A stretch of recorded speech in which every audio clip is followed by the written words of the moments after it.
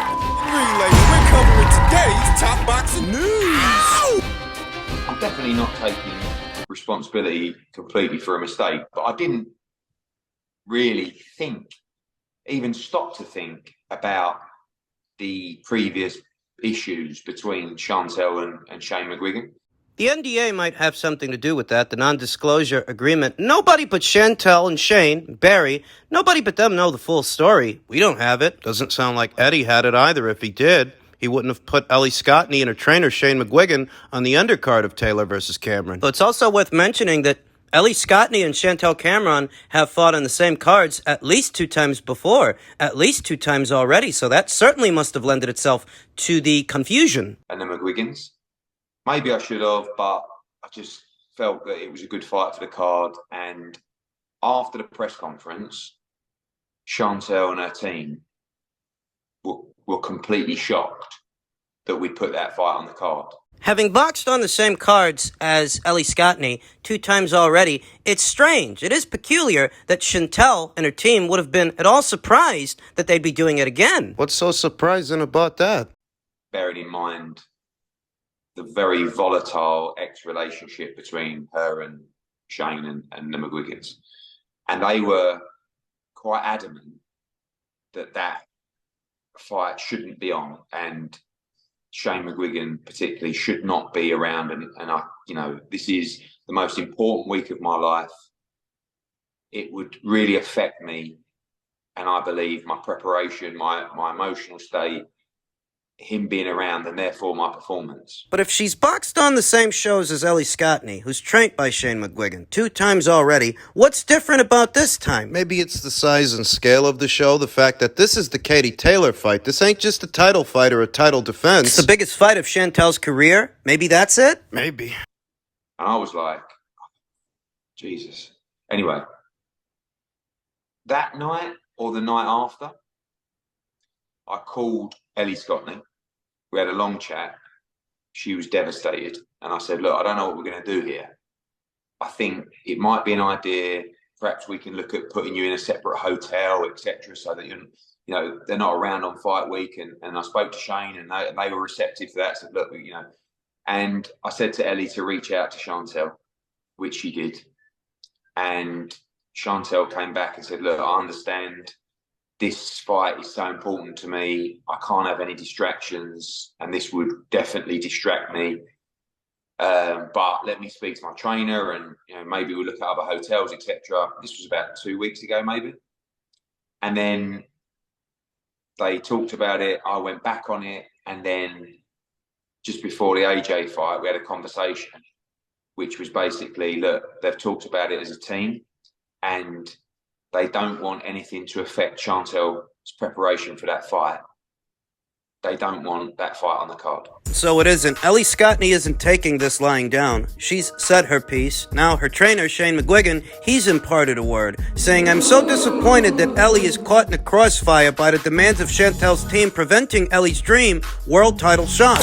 Previously announced on the homecoming card of her idol, I reject Chantel's suggestions about her treatment. We were sad to lose Chantel from our gym, and we've always wished her all the best. At the time she left, in the same period as 4 other boxers who all joined the same organization, we did things through the correct channels. The BBBOC had a hearing in relation to what she claimed and confirmed that Chantel had no justification for walking away from our management. I've never spoke about Chantel's situation, and I'm only doing it now because she's repeated damaging and false accusations. Ellie and Chantel have fought on 2 cards before with no issues. We're confused that this is now being given as the reason to pull Ellie's fight off the card, and we suspect that other forces are involved with this, which is so unfair on Ellie. I would never do something to affect the mental health of any fighter. I have suffered immeasurable grief and sadness in my life, had my own mental health struggles. I will fight tooth and nail for my female fighters, and I'm proud to currently train and manage 2 of the best in the world. I hope that the solution can be found with Eddie in Matchroom for Ellie's sake, to get her the dream fight that she thought was right in front of her. I'll be making no further comment on this. We've heard Chantel Cameron's side of it, Ellie Scottney's side of it, Shernika Johnson's, Lou DiBella's, and that was Shane. The most I can add is that in an effort to prevent Shane McGuigan and his sordid history with Chantel Cameron when he was training her. In an effort to prevent him from being a distraction for Chantel, she has, in effect, created another one, her and her team, because she's going into this thing. Stands out like a sore thumb that you've boxed on the same shows as Ellie Scottney before, so what's so different now? What has been offered up as some semblance of an explanation of Chantel and her team's rationale has created more questions than it answered. That's a distraction unto itself. That Chantel Cameron is going into hostile territory, Katie Taylor's neck of the woods, for the biggest fight of her career. The crowd, it wasn't on her side already. The majority of it. This just adds to that in the effort to focus on Katie Taylor and Katie Taylor alone. And think about the precedence that this sets. Don't forget that Chantel Cameron is a late replacement, a not so late replacement, as there was enough time to secure another fighter, another champion. She is standing in for Amanda Serrano. Because she's standing in, she wants to wag her finger in Eddie Hearn's face, threatening to walk away from the show if he don't remove Ellie Scottney. A lot of people aren't receiving this well. Some are more understanding than others. I myself am ambivalent. I'm riding the fence. That Chantel Cameron felt strongly enough that she'd walk away from this show and walk away from this opportunity unless Shane McGuigan were removed. She felt that way about it. That's compelling. Ultimately, none of us know the full story and whether or not this is reasonable or unreasonable. It just is what it is. And that's what it is. In other news, Amir Khan has insisted that he was only told about his positive drug test roughly 6 to 9 months after his fight with Kell Brook. He is adamant he didn't know when he announced his retirement and was not told in April, as UCAD have stated. That's if you want to believe Kell Brook. And Ben Shalom, who stated not but a day or so ago that he found out about all of this when everybody else found out earlier this week, even though he's the one that promoted that show. It's hard to believe. But if I took what Amir Khan is saying at face value, that he himself didn't find out about all of this until months after the actual contest, at minimum what that indicates is that UCAD, they're not fit to purpose, and neither is the BBBOC, because how could this have happened if it happened the way that Amir Khan says that it happened? I don't want to hide away. A lot of people hide away when something like this happens. I want to come out and talk about it. I don't want this to tarnish my career. I don't want people thinking he was a cheat. In truth, Amir Khan has no need to do the rounds and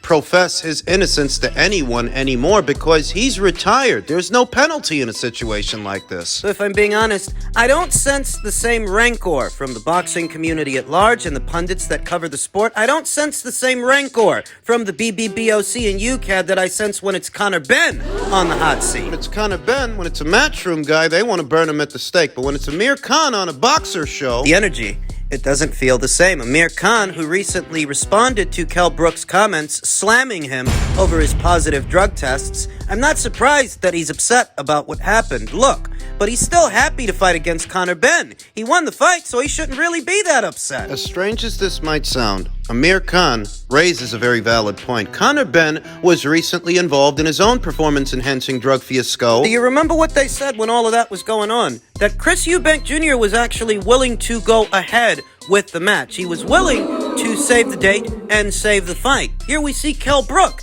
He's supposed to be in talks to fight Conor Benn. Or at least he wants to. They are talking about resurrecting the Conor Benn versus Chris Eubank Jr. fight to take place somewhere in the Middle East. And Kell Brook, he has since come out of retirement. He's yet another guy who's tabbed to share the ring with Conor Benn at some point. See, what you have to ask yourself is, if Kell Brook is so upset over what happened with Amir Khan, how could he be the same guy that's willing to fight Conor Benn? You know, Kell Brook talked about how he's got 3 kids and how he could have seriously gotten hurt, all that stuff, but he's the same one who's volunteering himself to fight Conor Benn, who just had a performance-enhancing drug fiasco, a banned substance issue of his own. Make it make sense. Richard Poxon stated, "It confuses me a little bit that some boxers rightly call out the danger of doping in boxing and how cheats should be banned, etc., but then many of them will call up a cheats promoter and offer to fight them next. Do they want the dopers in or out?" It's a valid question when you survey Kell Brook's behavior in all of this. 1 minute you're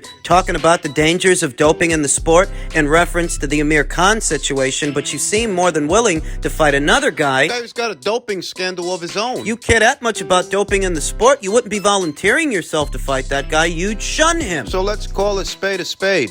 If you're volunteering to fight a guy that tested positive for a banned substance, you're an enabler. You are complicit with that behavior. In spite of the danger to you, but maybe you don't feel in danger because you're on something yourself. I've got to call it how I see it. I've got to call a spade, and maybe the reason the sport of boxing at times seems complicit with doping in the sport is because it is. Underneath it all, everybody knows what's going on. That at a certain level, perhaps everybody's on something, and perhaps everybody knows about it, they just pretend not to. For appearance's sake. To keep up appearances. Kell Brook is the perfect example and the latest. He can't be all that bothered about doping in the sport of boxing. Doping when it comes to Amir Khan, but not when it comes to Conor Benn. Give me a break. Where are all the bleeding hearts clutching at their pearls when it comes to Conor Benn's situation? Why aren't they clutching their pearls when it comes to this? You're spending more time on a fight that didn't happen and mulling over one that did. Looking over one that did. The implications of Khan versus Brook and Amir Khan testing positive for something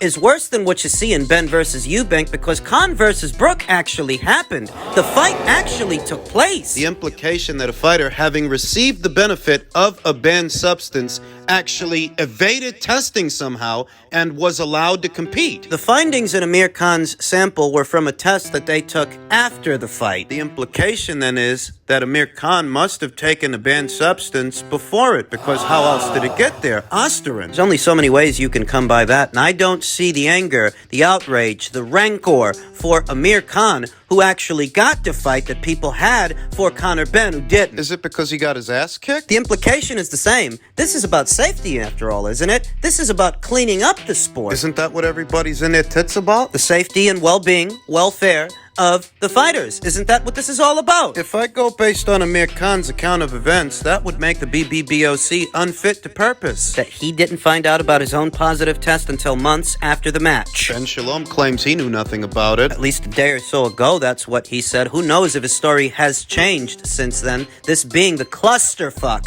it's turned out to be. These guys only seem to care about doping in the sport if it involves a matchroom fighter. Anybody else, they ain't got the same energy. That's what I see.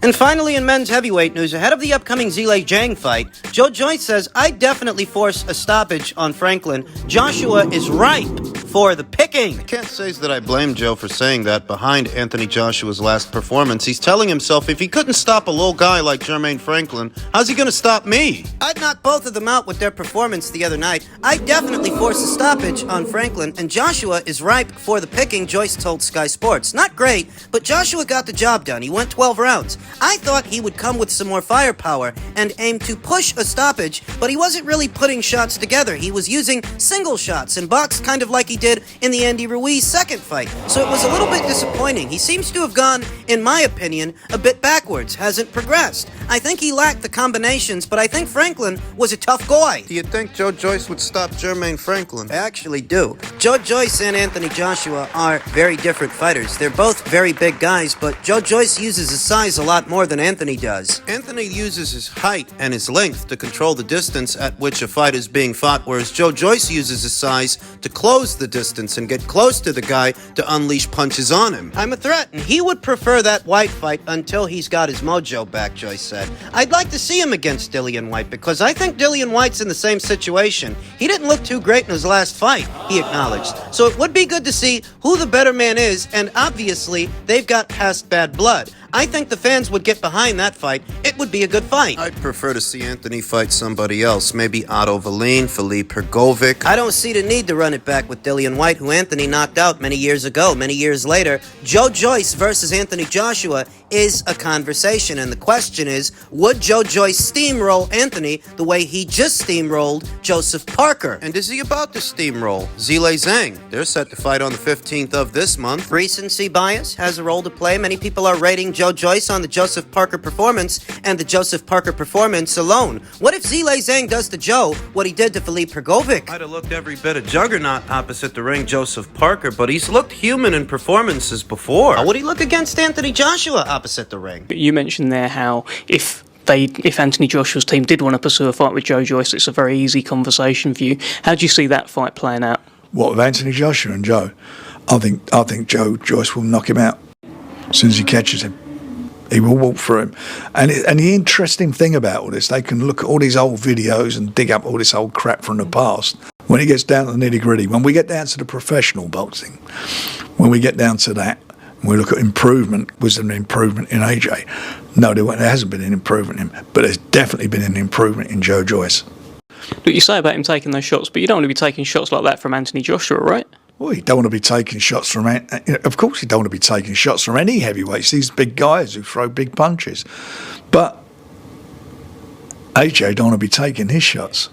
Well, when it comes to taking shots, over time, Anthony Joshua, even now, has proven to be a more defensively responsible fighter than Joe Joyce. I mean, the whole reason that Joe Joyce has that reputation for being a juggernaut with a cast iron chin is because of how many shots we see him take. Takes a lot of punches. He takes a lot of punishment. The glaring difference between Joe Joyce and Joseph Parker And Anthony Joshua and Jermaine Franklin is the fight would feature two big guys, two very big guys. For Anthony Joshua, a bigger target, an even bigger target than, say, an Andy Ruiz or an Alexander Usyk, a Jermaine Franklin. I happen to think Anthony struggles with those smaller fighters that have a lower center of gravity and have somewhat of an edge in speed. But with Joe, that wouldn't be the situation. That wouldn't be the case. He wouldn't have to punch down to hit him. bigger guy, bigger target. Stronger, maybe. Stronger, albeit slower. Less tricky than those smaller fighters. Anthony Joshua's got longer legs, longer strides than a Joseph Parker. Longer arms as well he can use to stick and move. Keep that jab in Joe Joyce's face boxing from the outside. He's tall enough and long enough to do it effectively, more so than a Joseph Parker. The trial for Anthony. The trial for him is stick and move. Stay on the outside. Use your jab. The trial for Joe is work your way around that jab. Close the distance. Wear this guy down. Wear him out. In some circles, Anthony doesn't have a good reputation for having a good gas tank. If Joe keeps the pressure on, he may fade later on. Start taking punishment. Perhaps Joe is right that here and now, Anthony is ripe for the picking, but Anthony isn't about to fight Joe right here and now. Right now. More time with Derek. That'll round him out. Joe may be so confronted with a better version of Anthony than Jermaine Franklin fought. So don't get it in your head that because Joe Joyce steamrolled Joseph Parker, he does the same to Anthony Joshua. Those guys are built differently. That makes it a different fight. That's right. It's easy to take shots at the guy now that he's on the bounce and on the rebound, but how's he going to look 2 to 3 fights from now? That'll tell the story.